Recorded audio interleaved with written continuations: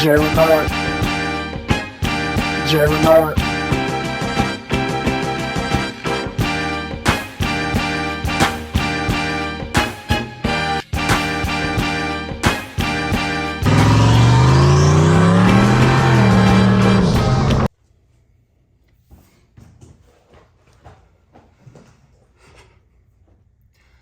What's up, my people? Welcome to the SN95 Power Channel. It is Sunday night, and most Americans, they're enjoying football.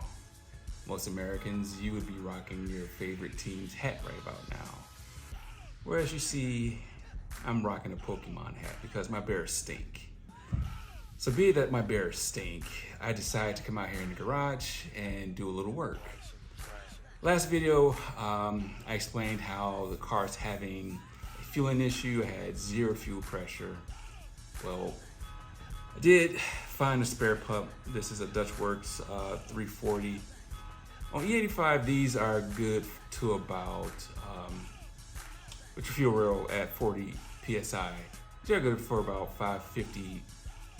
You're really pushing the limits at 600 rear horsepower. I ordered a Hellcat 450 pump. What I have in here right now is the 525, which is a higher flowing without a check valve. It draws less current. It's a better pump, allegedly, but I've only had that thing in the car for 1 year and it's already dead. Maybe, so I haven't pulled it out and investigated yet. Other thing, I ordered that from Summit. And shout out to my guy Brian at Summit down there in the Atlanta area. And I always have a problem ordering through Summit. And I normally order through Jigs, but took a chance and I ordered through Summit. And it dawned on me. I'm like, damn it, Summit ships, at least to me, every single time when it's a small package, United States Postal Service. I cannot tell you how frustrating it is to get something from the United States Postal Service because I'm in a 2-day zone with FedEx from the Ohio Summit plant, or wherever they ship from in Ohio.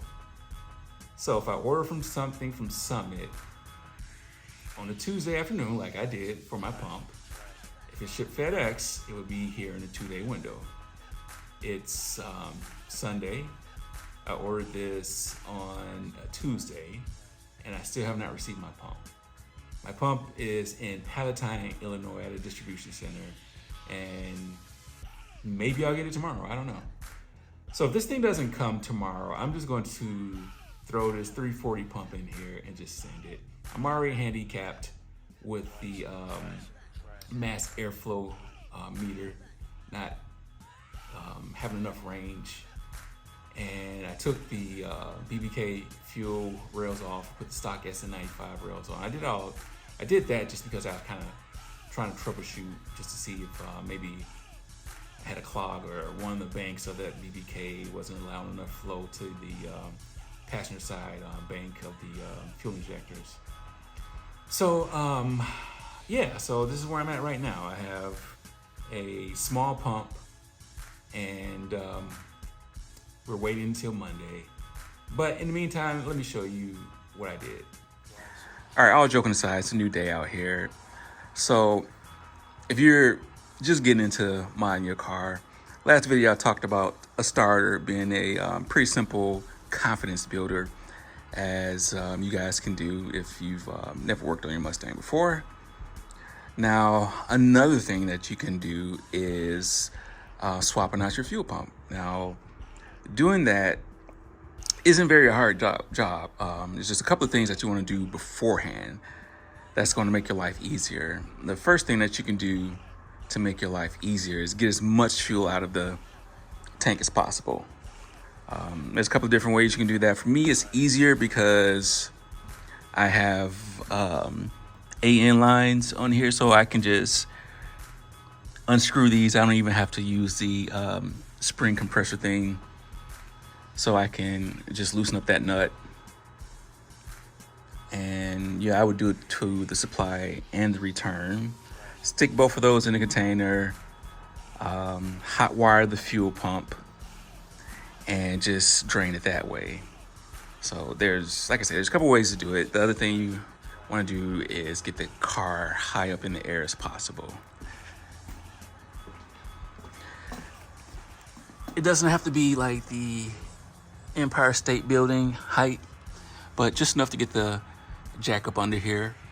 And speaking of jacks, this is my other thing that I love to use when I'm dropping my transmission or I'm lowering the fuel tank. So this is going to be my stabilizer. Let me show you what I mean.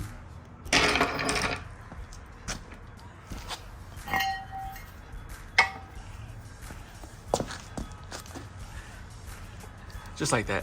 So now the fuel tank has a wider platform to sit on. It's more stable.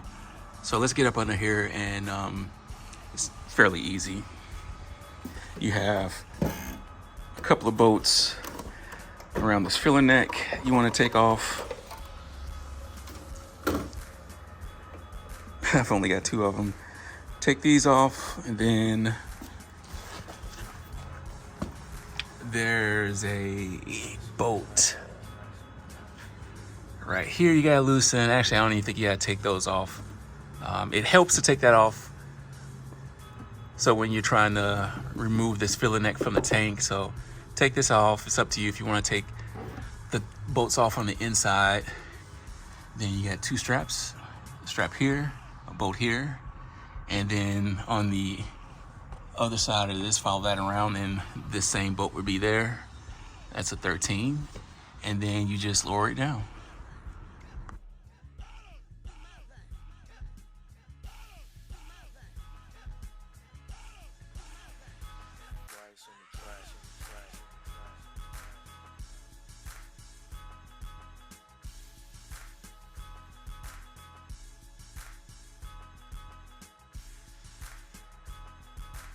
All right, initial inspection.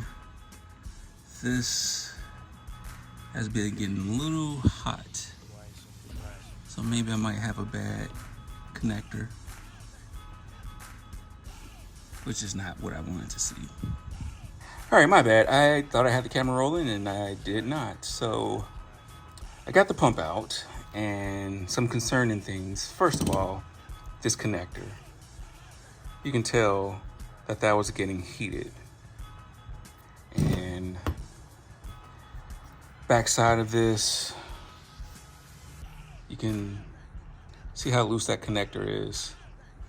The actual connector that hooks onto here is melted, so I'm gonna need a new one of those. So I'm going to get ready to test this, and if you don't feel like lugging your battery around to test something that's 12 volts, only thing you gotta do is, if you have a wireless impact tool or something, just use that battery. So I know this is the hot wire just because of all the heat, and if you trace back to the pump, it's this wire right here. So here and there. Pump is good. Problem, so this is making continuity, so that's good. So the problem has got to be the other connector. So this is a AKA Hellcat pump, but this is a 525. The other Hellcat pump you can get is a 450. This is a 525. It flows more because it doesn't have an internal check valve. So I have an inline filter with an internal check valve, and that's why I'm running this. This is actually neck down. I believe this is a 10 and a 6, or maybe these are both 6s. But this is a nice hanger.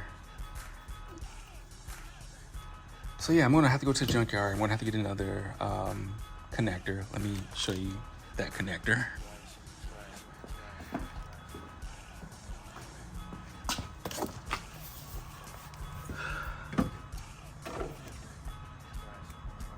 see.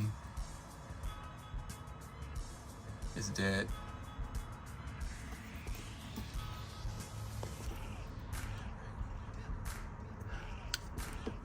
So I'm gonna go to the yard and try to get another one of these. All right, just came from the junkyard, and of course, no luck finding a Fox body or a SN95 with the red connector that I need. But while I was up there, it really made me rethink this whole situation. Plus a little Google searching. I bought this hanger from Pro M Racing. And actually I found a couple of other people who've had this issue with this. I didn't even realize I can damn near just pull this out. Yeah. There's been some other people that had this issue with this company and this connector and this hanger plug. So even if I did find the new connector, it's probably not a good idea to go back with this being in this kind of state right here. I just don't know what kind of continuity this will have, and it was already getting too hot. So I was pretty blessed that the worst thing that happened was my car not having the fuel pump turn on.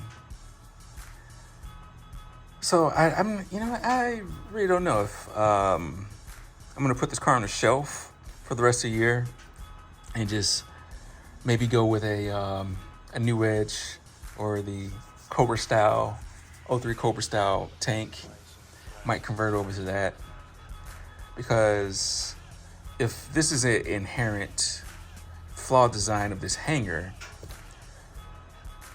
then yeah, I just don't want to run back into this problem again. So I know my man Patrick from Horseplay Motoring, he is using one of these style hangers. Or if any of you other people out there who have one of these style hangers, have you ever had? First of all, what size pump are you running? If it's a real high current pump, have you had any problems with this hanger? I'm kind of curious. Like I said, I Google searched and found a couple of people with issues using a high current draw pump. So I think we're gonna call this video done, and I'm gonna research what I can do to, going forward, what I'm gonna do. Because I could modify this,